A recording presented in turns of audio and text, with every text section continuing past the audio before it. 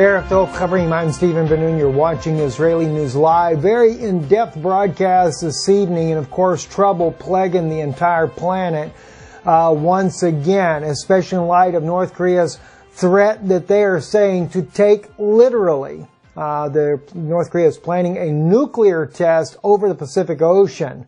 Let's get right into the broadcast here. We're going to be talking about that. We're going to be talking about Germany's new elected Chancellor of Germany, who has met with Russia, and the prospects for peace between Russia and Europe could grow. But is North Korea actually a diversion? Is it going to be something that they intentionally launch in order to keep peace from ever coming towards Russia in the first place?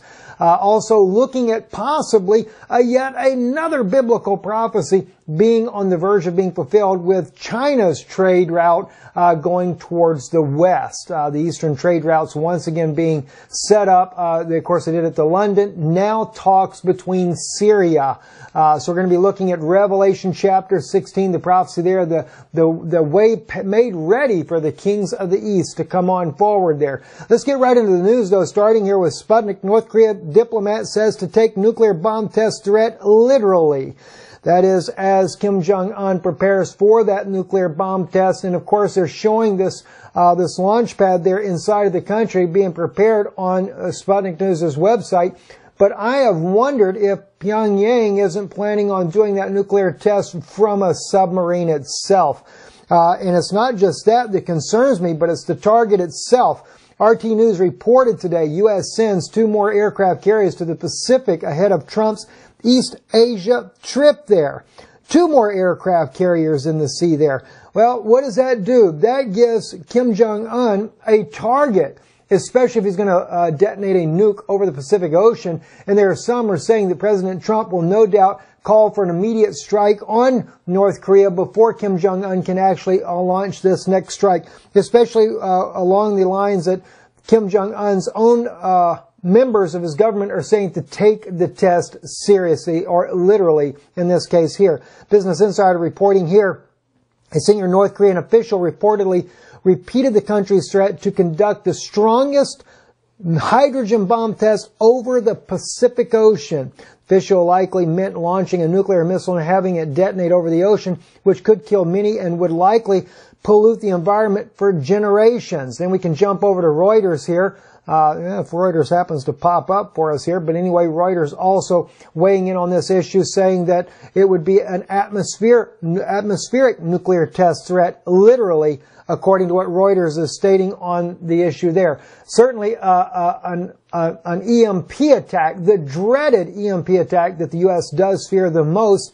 It's not so much about a nuclear weapon actually reaching the United States, but an EMP attack that could literally set our country back into the Stone Age itself because of all the electronics being totally taken out as a result, or at least in part on the western coast because of such an attack there.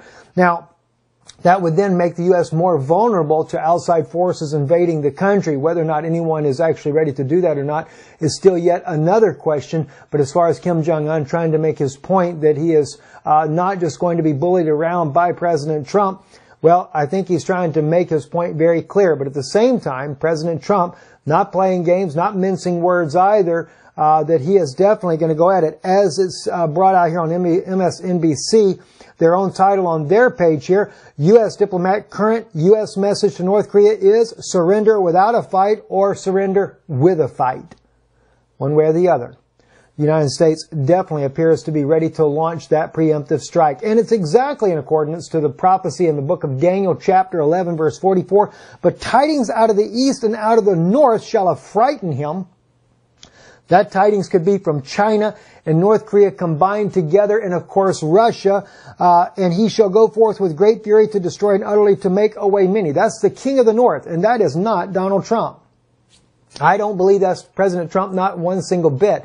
But I do believe that we are looking at this biblical prophecy being fulfilled, not because of President Trump, but because whoever is pulling the strings for the deep state U.S. military could be Rome itself right there inside of Europe pulling those strings.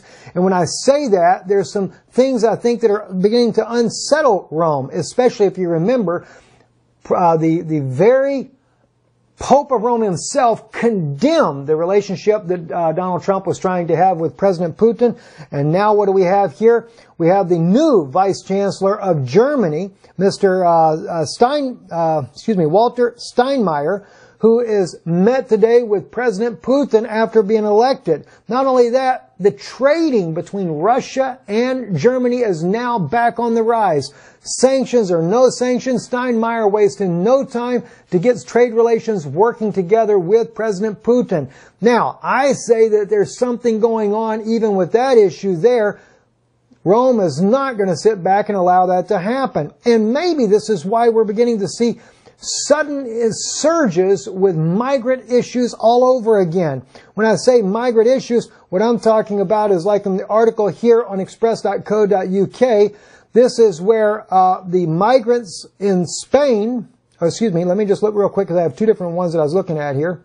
I'm sorry, this is a different one here. French police incapable of stopping the Calais migrants making bid for Britain. In a shocking report where they share there, talking about they have no way to stop these migrants from once again mounting up another, and they believe they're going to make another jungle there near Calais. We've been there many times, shared that information with you. Very serious situation going on over there. And of course, as well in Spain, this was the article that we were actually speaking about there, and we can actually blow that one up there. But this is the situation going on there inside Spain there, where they had hundreds of migrants that came over from northern Africa there, trying to get into Spain. They have stormed the gates there, and it is becoming a major problem for the Spanish government to deal with. Is this something that they're just beginning to do this in order to create havoc in Europe to where Germany has no chance to do any kind of relationships with Germany whatsoever? I can't really say for sure, but it has become a major problem inside of Spain, also in Italy, and as well as France, dealing with the migrant crisis that is increasing, especially coming out of northern Africa, out of the different war-torn regions there, coming from Morocco, etc. All right, then we go into other issues as well. This isn't just the only issues that we're looking at, but we also have another thing that is happening. China proposing a high-speed rail line connecting western China to Iran. And we know they already did the one connecting China all the way to London, and the first train has already gone there, but we're talking about a high-speed train in this case here. And then here was the kicker for me. This one here is an article here on the China's Ministry of Foreign Affairs of the People's Republic of China. Wang Yi meets with Deputy Prime Minister, Foreign Minister Walid Muallim of Syria. And they also, believe it or not, are talking about making a railway system from China to Syria.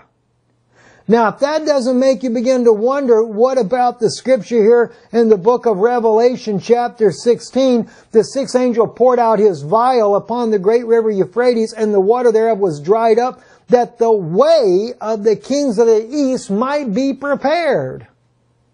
Friends, what in the world are we looking at? And I'm in prayer about this particular issue right here over Revelation chapter 16, verse 12. There's a lot of other ones up above this that speaks about the different deaths and everything, the plagues that are being poured out. And I can't really say that I know it. I don't have a firm revelation on this. I do know, as I looked at this and saw it myself, I looked online to see if others were looking at this. Yes, there are others. No one had seen, though, as far as that I'm aware of, this latest article coming out off of the Chinese own website there, China's own website, about the new agreement with the Syrians. That had not been brought out. This was, or at least I've not seen anybody speaking about this in relation to the biblical prophecy of Revelation 16. But others have noted, though, when China was making the new trade route from ancient days all the way to London, England, they were speaking about the Revelation 16 prophecy. So there are people already recognizing that, but to actually see this one here on September the 23rd, where Syria has actually met with China, and of course part of those talks there in the article here is about building, as you can see, the Belt Railroad right here on there, See, China's active participation in Syria's post-war reconstruction process. Syria treasures its traditional friendship with China and welcomes and supports the Belt and Road Initiative and is willing to participate in joint construction so as to pursue more practical results from bilateral cooperation. So not just a railway, but a road, and oh my gosh, this is unreal. We are sitting here on the verge of some of the most fascinating biblical prophecies being fulfilled in our day as we speak now. Friends, do keep us in prayer here. A lot of things that are going on that we're dealing with, but we ask for your prayer, and also we ask your kindness in supporting the work that we are doing here and trying to keep this broadcast of prophetic insights coming to you here on Israeli News Live. Visit our website, IsraeliNewsLive.org. We'll put it in the description below, and if you don't want to go there, just check out our YouTube channel. Right there below the picture on the screen, there's a subscribe button, and just above that subscribe button, if you're watching Israeli News Live on YouTube, there's a little donation link there where you can click on that and you can help support the work we do here. God bless you, thank you, and we'll see you again tomorrow. I'm Stephen Benoon with Israeli News Live. Shalom.